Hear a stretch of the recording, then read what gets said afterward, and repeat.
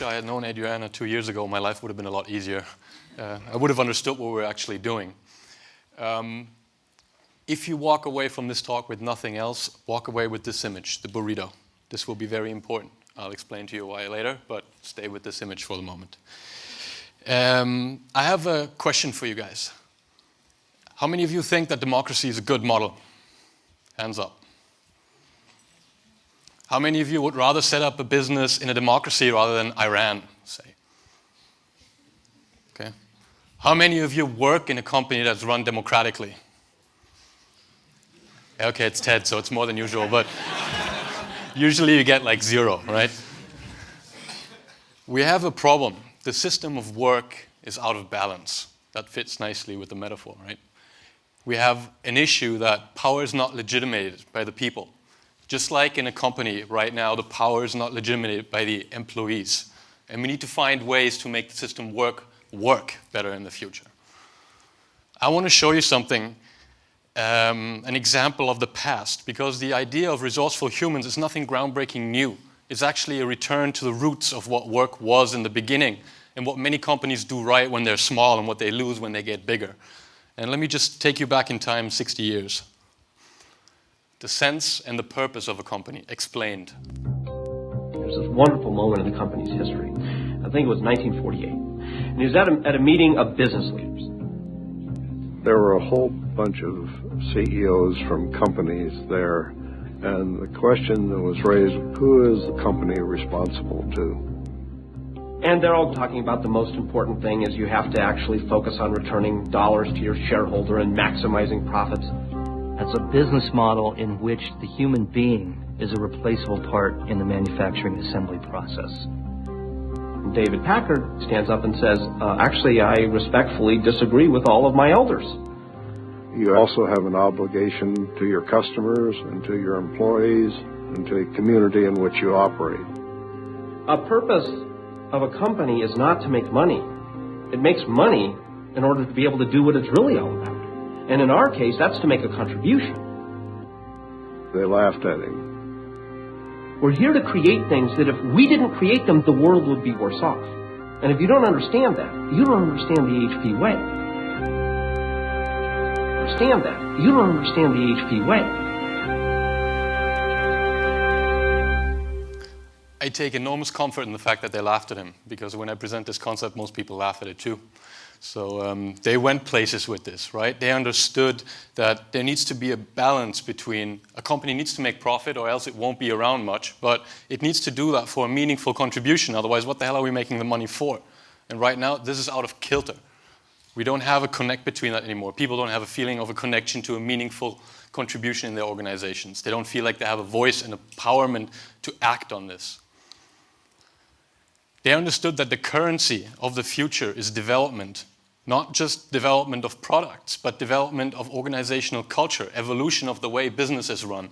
This company has reinvented itself 3 times, and they understood that to get the best talent, you need to give them a free environment. The kind of ad that they were running is, do you want more experience before you start your own business? Come here, learn how. And then we'll set you free, but you know what? Maybe you'll work with the best people and you don't want to leave anymore. So let them go, and they will stay.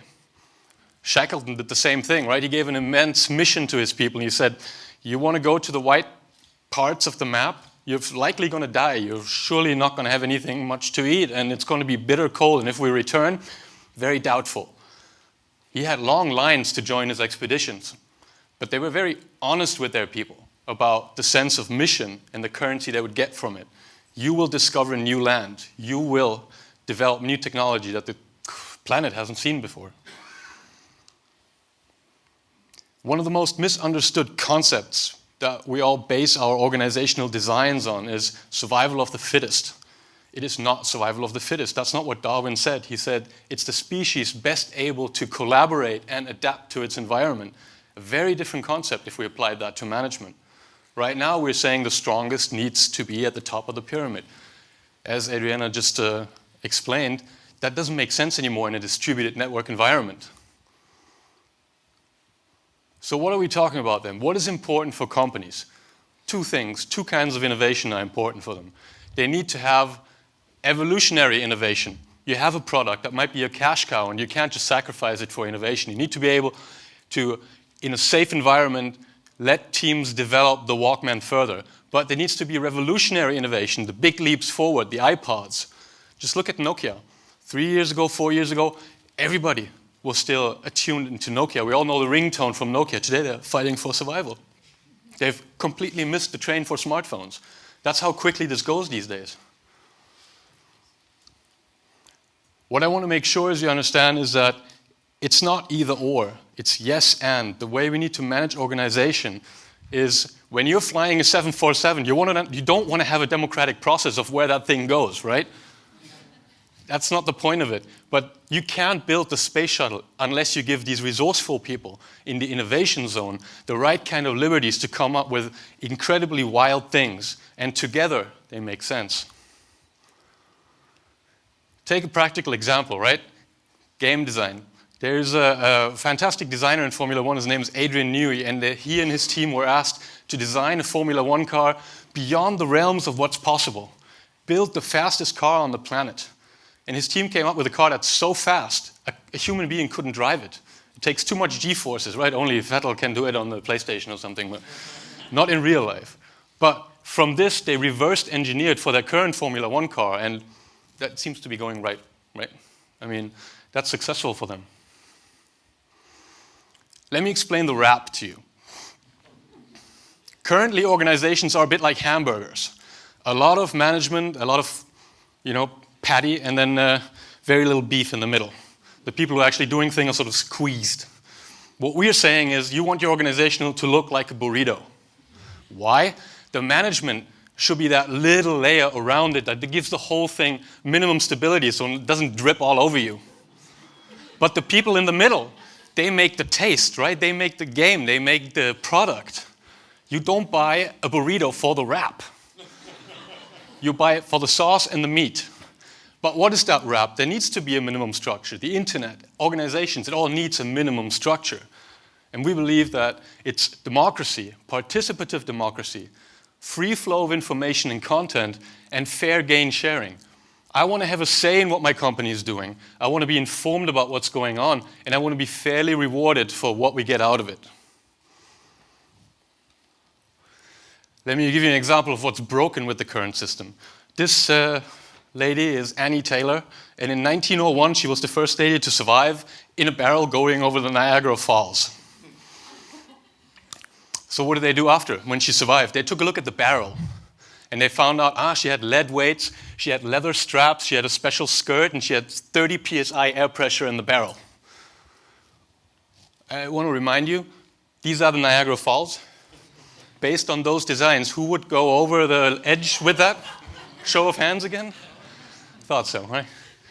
That's the way we're doing it currently. You open a Harvard Business Review and you go, look at the barrel for my organization. That's perfect. I'll build it like that.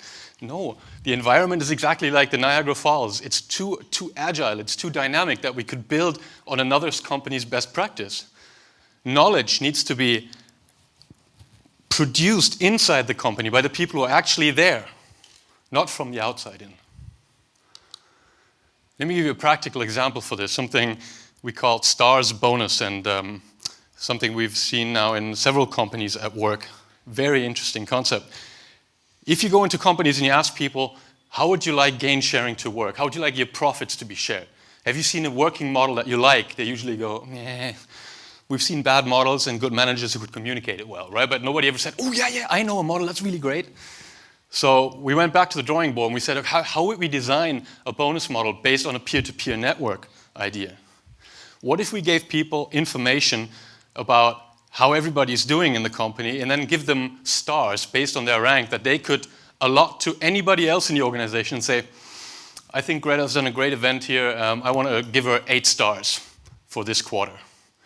And she can check into a real-life bank account and see, Heiko has given me 8 stars because he thinks I've organized this very well. And at the end of the year, we'll monetize the stars and look from what the company has made in terms of an EBIT as a profit, how much is a star worth? Suddenly, there's no more command and control structure. You can't argue with the manager about your performance appraisal because your peers have appraised you. There's a funny story with that too, right? So when we test drove this system, I had somebody come to my office, close the door very quietly and go, I kind of like the system. It's not bad, but here's a problem, right? So in R&D, we have this guy, he's barefoot and he smells bad, but he writes brilliant code, right? But nobody knows this guy because the door's always closed. So I've thought about this. So I gave him 3 stars, right? But really, this kind of system, it'll break down for those kind of people. I was like, okay, thanks for the feedback, noted it down, went back. Next day, somebody opened, he's like, dude, I have feedback for you about your system, right? It's a good system, but there's this guy in R&D. I'm like, really? Okay. 5 more people came to me. I think that guy walked away with the most bonus of all of them because people underestimated their own ability to judge their peers' performance. Because that's a management thing, right? I'm not trained to assess performance. Well, look around you, right? Enabling resourceful humans. It's the idea of giving people the distributed power to say, you have a voice, but you need to inform yourself, and you need to give them a mission that they want to inform themselves for, the equality. Just like Martin Luther King did very well. Now, let me give you an example of a higher level for this. Currently, when we do evolutionary innovation, it's the human resources zone. It's about predictability, about procedures, about operation. And then for the space shuttle, we're in the resourceful human zone, right? Innovation, unpredictability, complexity. This is your Steve Ballmer. If you just sweat enough, you can actually make a buck. This is, you build the new Galaxy Airlines or something, right? Richard Branson. It's a very different kind of innovation. We're training our staff for this. Our entire management system is built for this side. And we're hoping that we can somehow make the leap over there. That's why I said I should have met Adriana before. We have the same graph even, right? So currently we have command and control structures. Good companies have decentralized structures, but what we need is a completely distributed management system. And it's not there yet. When it's there, it's very rare examples, and people again make the same sort of barrel analysis. Barcelona's really good, right? They're really kicking butt. They're winning everything. What's their playing system? They have 2 strikers, they have 3 people in midfield, and they got 4 in the back, and we really need to buy the goalkeeper because he makes the difference. No. Johan Cruyff started a system 25 years ago that was called Total Football. And he went to Barcelona and he started the schools, the tactics, the systems that now, 15, 20 years later, are starting to yield. Because everybody there knows what their position is. It's a completely distributed football system. But no, we need the goalkeeper, right? It's a bit like you buy the VP from Opel and hope that he performs miracles at Ford or something. So what do we need to design into our organizations to make them successful for evolutionary innovation and revolutionary innovation? 3 whys. It's the ice cream test. You need to have a conversation, an organization that is based on questioning itself if the modus operandi is still valid. Ice cream test is my daughter comes to me and says, Dad, why do you have to wear a suit at work? And I go, we look professional when we wear suits. She goes, why do you look professional when you wear suits? I don't know, everybody else does it. Why does everybody else do it? And 3rd question, you usually go, do you want an ice cream? Because I have no idea, right? Ask yourself how many processes and how many structures you have in your organizations which fail the 3 whys. It'll be a long exercise. So, important, balance, organizational mission and individual mission. Do I feel that I have something to contribute in this organization that I want to contribute? You don't have to hit me over the head so I do perform. How many organizations invest in that? Meaningful communications and not just corporate communications. How many organizations actually let their people work the way they want to work? You want to have a different bonus system? Go ahead. You want to appraise your people with your team in a democratic way? Go ahead. You want to set your own salaries? Go ahead. It all needs to fit in a framework where if you have the information, you know how much money the company actually makes and how much time and money the team has, then nobody's going to say, I want $1 billion, because the rest of the team is going to say, yeah, in what planet? Well, what planet is that? Yeah? People are a lot smarter than we give them credit for. And if we let them work in the way that they want to work, if they want to go to a soccer game with their son on a Wednesday, let them go. They'll come in on a Saturday if they believe in what they're doing. If they don't, of course, you can mess up any system. Cell division. It's really important that we go back to the very simple principle of startups. Small teams that are not anonymous but know each other. They understand what everybody else is doing. They understand how everybody else in the field is playing. needs to be built in the system. If you cross the threshold of a certain team size, split it. Otherwise, you'll have a corporation. So, ultimately, what does it all amount to? The question I always ask with this slide is, how much does Captain Kirk earn? And the answer usually is, who the hell cares, you know? He's got the best tool, he's got the greatest mission, he's got a kick-ass crew. I mean, why would you even ask that question? Or have you ever heard, Captain Kirk to human resources, please? I don't think there's a human resources on the Enterprise, right?